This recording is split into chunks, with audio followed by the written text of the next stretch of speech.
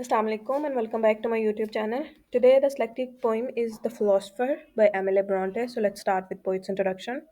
Emily Bronte from 1818 to 1848 was an English novelist and poet, best known for her only novel Wuthering Heights, a masterpiece of English literature. Emily Bronte's pen name was Alice Bell. Born in Yorkshire, she was fifth of six children in the Bronte family. Despite her short life, Emily's work has left an indelible mark on literary history, showcasing her unique voice and imaginative depth.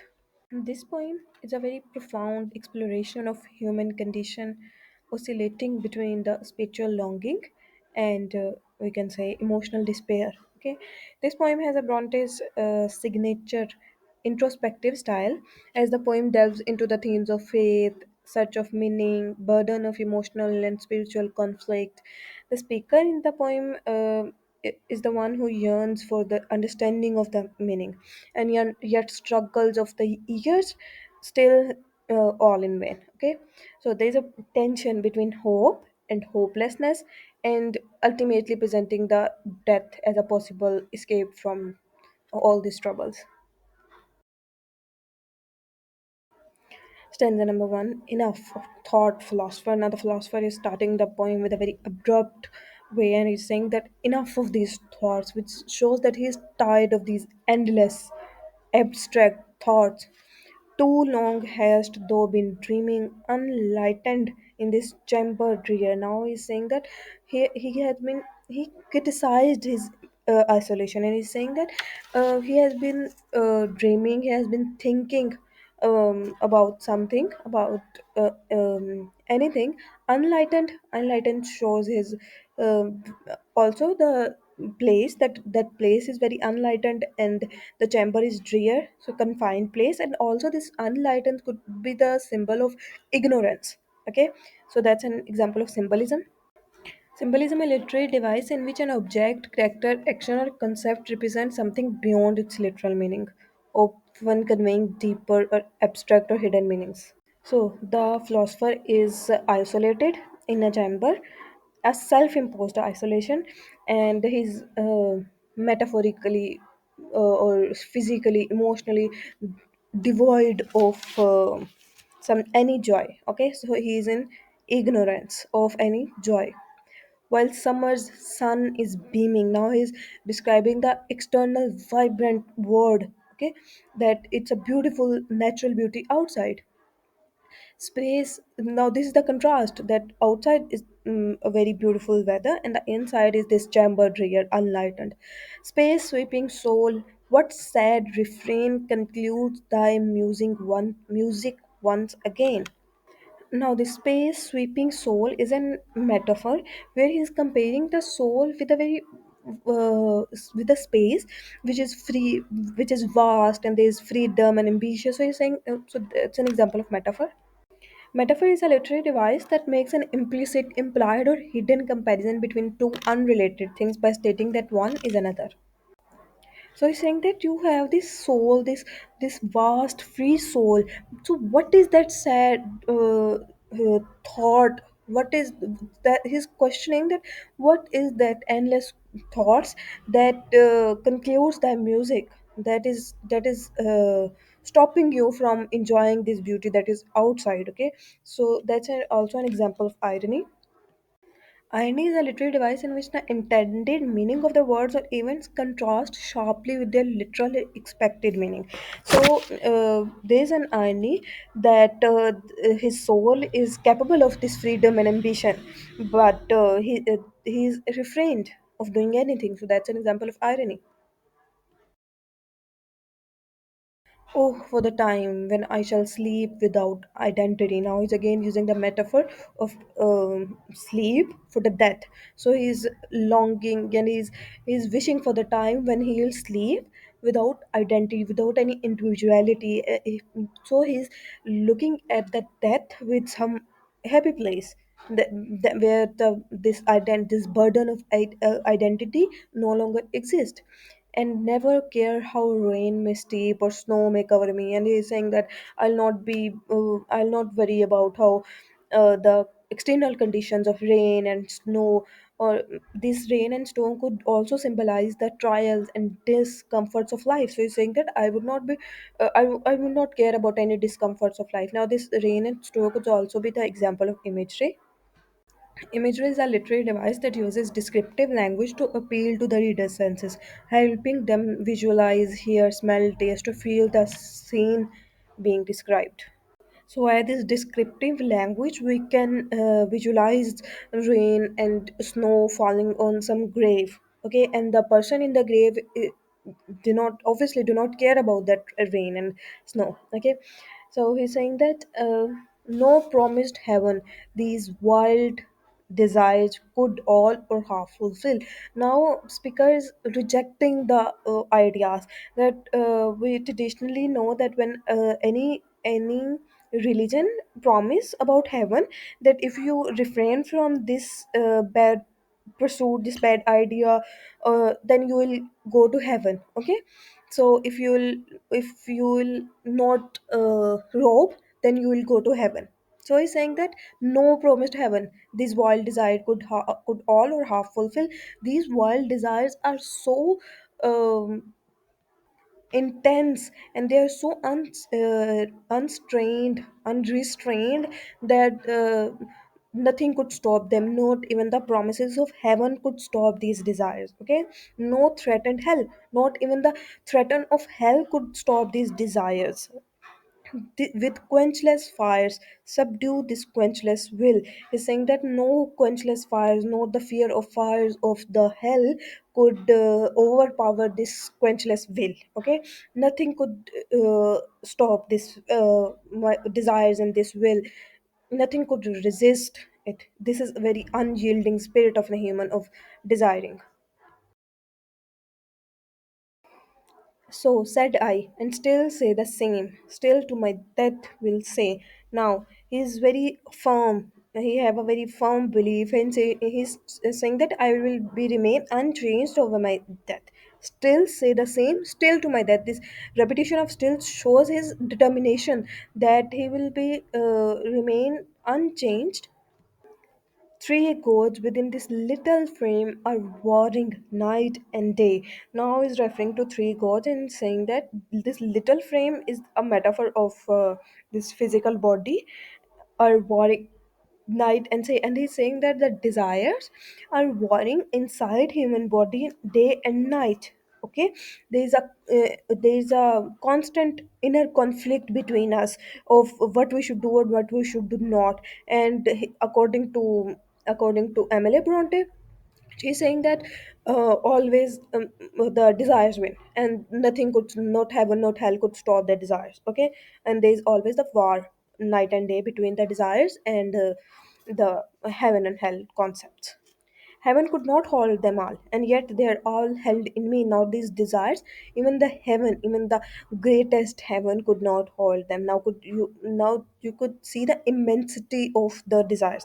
That even the heaven could not hold them all, yet they are all held in me. The very tiny human being, the tiny body of human being, they are all held in me. Even the heaven could not hold them. Heaven, which is the symbol of perfection and order, even that heaven could not attain them. So obviously if those desires could be inside a human being, then they will cause inner turmoil. And must be mine till I forget my present entity. Now he's saying that these internal forces are inescapable, and they will remain with me until I'll die. Okay. Oh, for the time when in my breast their struggle will be over. Now is longing for the time when their struggle will be over, and when it will be over, when I'll die. So he's saying that when I'll die, or when this internal struggle will over, uh, then I'll be at peace. Oh, for the day when I shall rest and never suffer more. Now now he's seeing death as a liberation. So that's an example of euphemism. Euphemism is a figure of speech that uses mild, indirect, or polite expression to replace words or phrases considered harsh or unpleasant.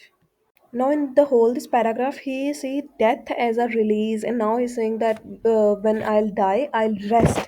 Okay, and that would be eternal rest, and I'll be free from the suffering. So he is saying that death is not the end, and we should not fear death, but death is an escape from this, and that is a very pleasant thing. So that's an example of euphemism.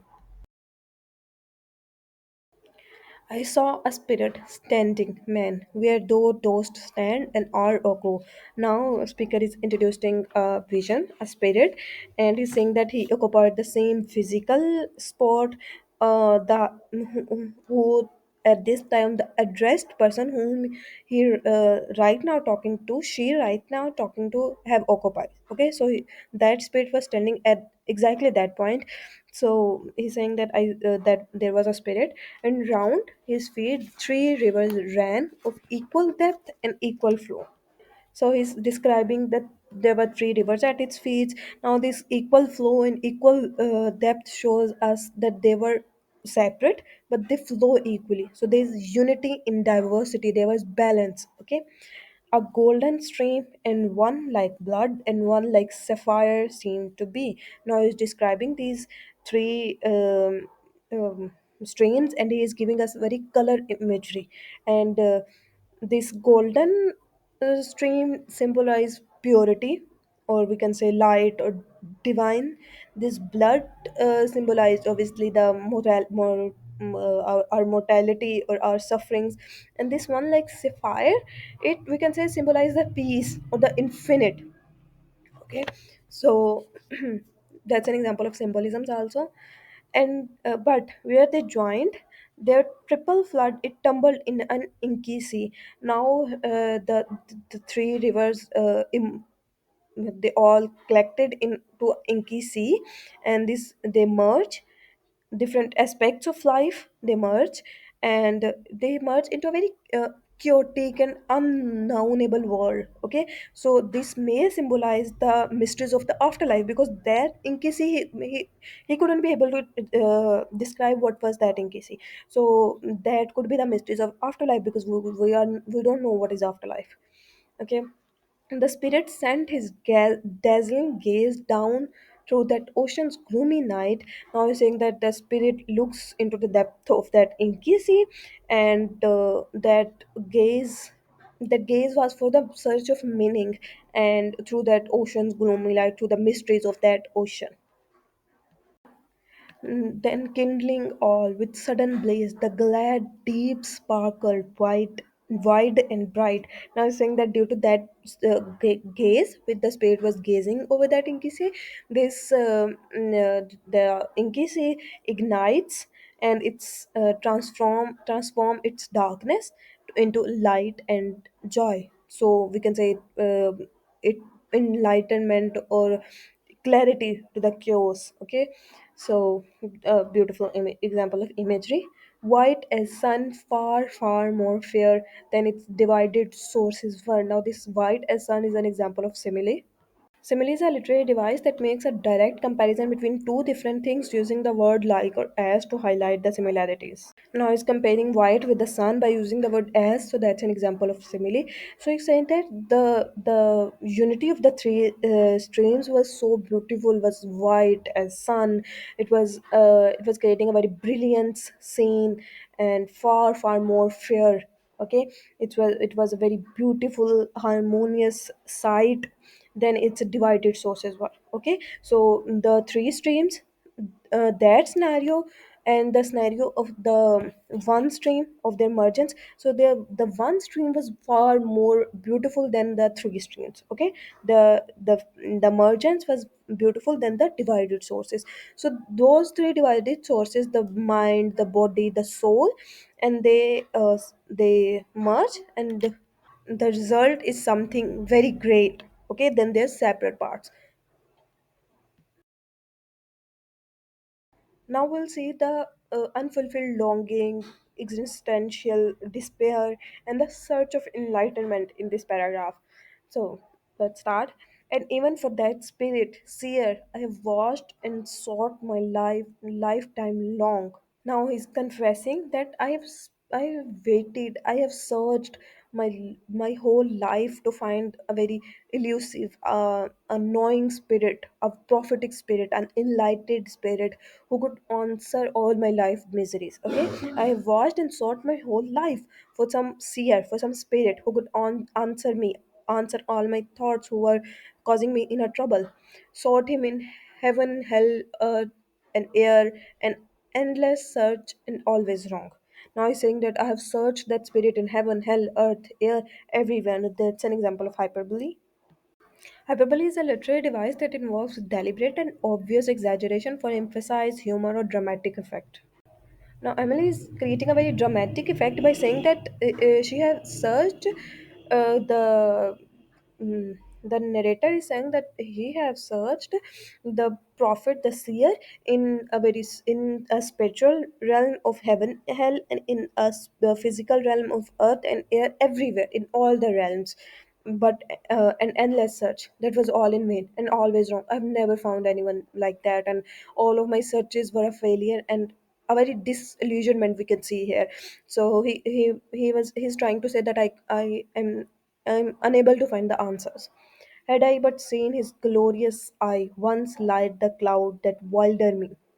Now he's saying that the spirit, which we were reading in the previous stanza, the spirit looked at the sky and looked at the clouds, and his glorious eye light the clouds, and that wilder me. Okay, that shocked me. Now this moment of clarity, this moment we can see the intensity of his need, the intensity of his longing in just one moment.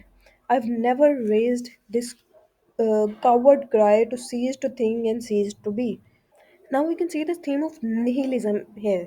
That he's saying that I have never, in so much despair, he's admitting that right now I want to raise this coward cry. I want to escape from this existence, from this torment. I was never like this before. Okay, I was never like this to cease to think and cease to be. But right now, I want to stop thinking and want to stop being alive.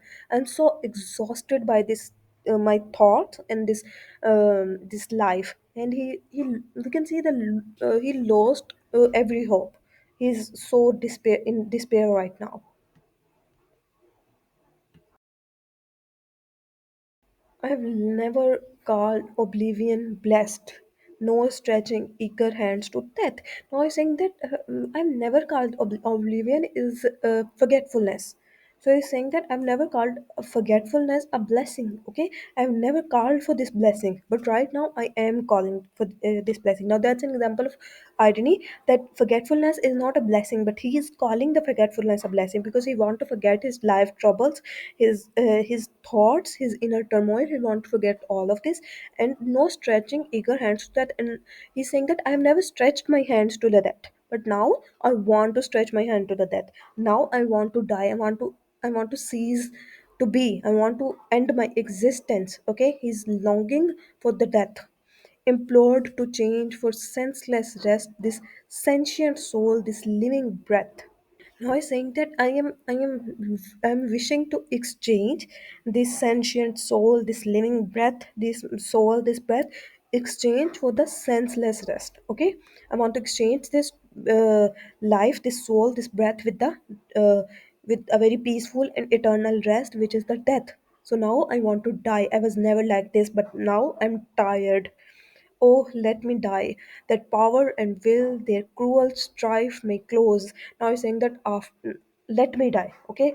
After my death, that power and will, this cruel strife inside me, the inner struggle, it will end with my life. And I want to end this internal struggle even if the cost is my life. And conquered good and conquering ill be lost in one repose. Now he's saying that the death is a state where this good and evil all doesn't matter. Okay, they cease to matter, and I'll start to repose. I'll start to rest, eternally rest. I'll be free from this moral and emotional conflict, this longings. So from this, at this point our poem ends.